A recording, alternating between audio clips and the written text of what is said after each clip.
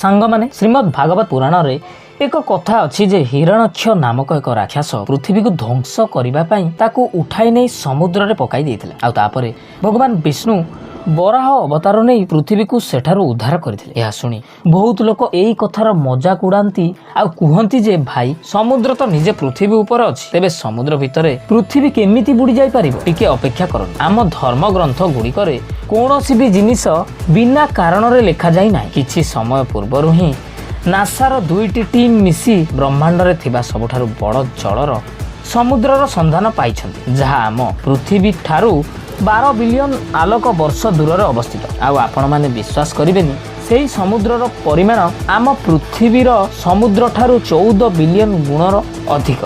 यह आगरे बुर्ज खलीफा भी बहुत छोट लागिबो अर्थात यह नासा मध्य भागवत पुराण रे वर्णित एही कथा ऊपर रिसर्च करूची आउ पूरा दुनिया को यही कथा मानिबा को पड़ुछि जे आम पुराण रे लेखा थिबा कथा वास्तव रे सत्य। एमिति आहुरी रोचक तथ्य जानिबा पई आम चैनल आम पुराण कथा को सब्सक्राइब कर दियंतु। लिंक पिन कमेंट रे मिल जिवो किंबा YouTube रे सर्च करि नियंतु। जय जगन्नाथ, जय श्री कृष्ण।